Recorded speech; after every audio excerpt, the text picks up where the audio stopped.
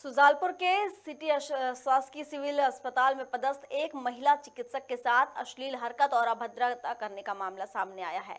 प्राप्त जानकारी के अनुसार अस्पताल में एक युवक इलाज कराने आया था, जिसके साथ कुछ साथी आए हुए थे, जिन्होंने महिला चिकित्सक के साथ अभद्रता और अश्लील इशारे किए, जिसका विरोध करने के लिए महिला की चिकित्सक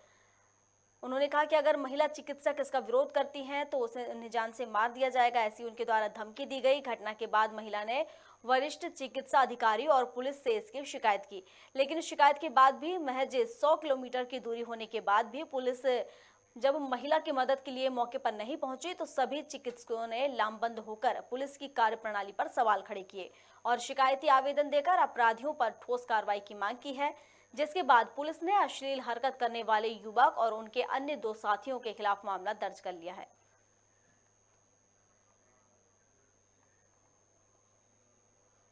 चलिए, और इस पर अधिक जानकारी के लिए हमारे साथ सुजालपुर से पिंटू सोनी हमारे सहयोगी हमारे साथ जुड़ चुके हैं।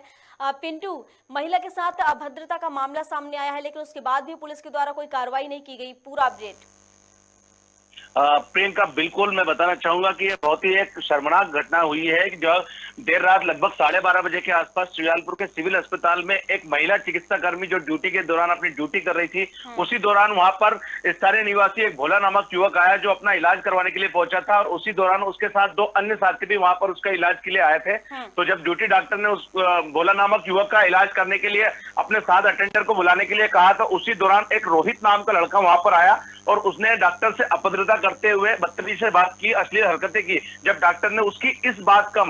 चूंकि महिला चिकित्सक ने उसकी इस बात का विरोध किया तो उसने महिला चिकित्सक को ये बोला कि मैडम, आपके जैसी महिला चिकित्सक जब तक अस्पताल में रहेगी तो हम आते रहेंगे, और ऐसा बोल करके इसके बारे में किसी और को ना बताने के लिए जान से मारने की धमकी देकर वहां से चला गया। उसके तत्काल बाद जब महिला जो चिकित्सा कर्मी है उसने अपने वरिष्ठ अधिकारियों को इस बारे में अवगत करवाया तो उन्होंने मिलकर सुजालपुर, जो कि नजदीकी पुलिस थाना स्टेशन है, वहां पे लगभग 100 मीटर की दूरी पर है, वहां पर पुलिस को इस बात के लिए इन्फॉर्म किया। लेकिन देर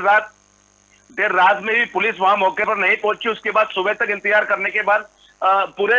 जो चिकित्सा कर्मी है उनका पूरा स्टाफ थाने पर जाकर संबंधित विषय में थाना प्रभारी से इसकी शिकायत की और आवेदन दिया।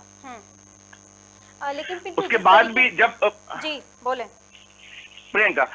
जी पूरी करें अपनी बात। हाँ, उसके बाद भी जब पुलिस अधिकारियों से चर्चा की तो चूंकि वहां पर महिला पुलिस अधिकारी, जो थाना प्रभारी महिला पुलिस अधिकारी है, उन्होंने बताया कि मुझे इस बारे में कोई जानकारी नहीं थी। उसके बाद डॉक्टरों ने जो उनके साथ जो ये हरकत की है उसकी घोर निंदा करते हुए जो आरोपी गण है उनके ऊपर तत्काल एफआईआर दर्ज करते हुए उनको गिरफ्तारी की मांग की है, और ऐसा नहीं करने पर उन्होंने हड़ताल करने की चेतावनी पुलिस प्रशासन को दी थी। उसके बाद फिर काफी मशक्कत के बाद पुलिस ने जो 2 आरोपी है, मुख्य आरोपी जिसमें रोहित जाटव और उसके 2 अन्य साथी है, उनके खिलाफ भारतीय दंड विधान की धारा 294, 506 और 36 के अंतर्गत प्रकरण दर्ज किया। इसके साथ ही डॉक्टर प्रोटेक्शन एक्ट में प्रकरण दर्ज किया। प्रियंका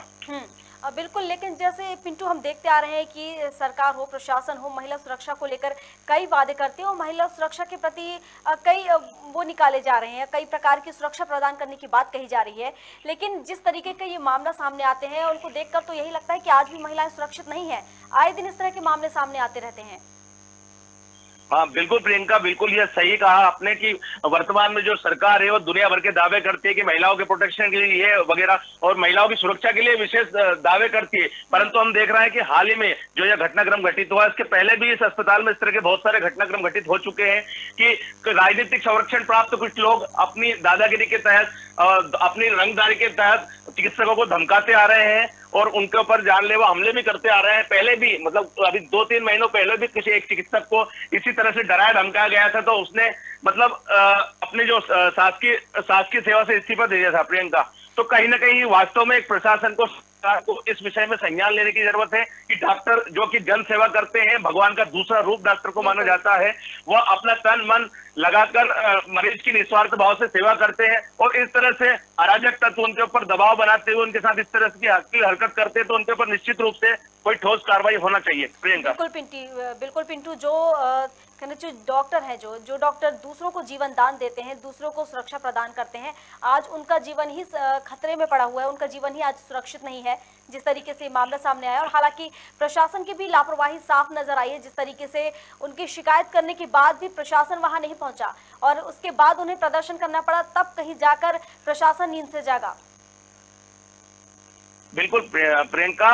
काफी मशक्कत करना एक डॉक्टर, मतलब डॉक्टर जो दिन रात सेवा में लगा हुआ रहता। हमने जैसे देखा कि कोरोना काल में भी डॉक्टर ने अपने परिजनों की और अपनी खुद की जान की परवाह न करते हुए एक आम आदमी की जान की रक्षा करने के लिए अपना सब कुछ दांव पे लगा दिया। उसके बाद भी अगर डॉक्टरों को इस तरह की सुविधाएं और सुरक्षाएं मुहैया नहीं करवाई जाती है तो कहीं ना कहीं ये वास्तव में पुलिस की कार्यप्रणाली पे भी एक प्रश्न चिन्ह लगाता है।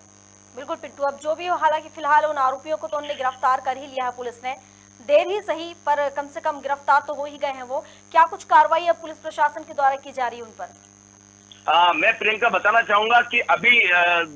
चूंकि ये घटनाक्रम देर रात का है और अभी जितने अपडेट खबर भारत के पास है उसके तहत तो अभी तक अपराधियों को पुलिस गिरफ्तार नहीं कर पाई है। मतलब सीधी सी बात है कि इतना कुछ होने के बाद भी पुलिस ने अभी इतनी कोई सक्रियता नहीं दिखाई कि आरोपियों को गिरफ्तार किया जा सके। सिर्फ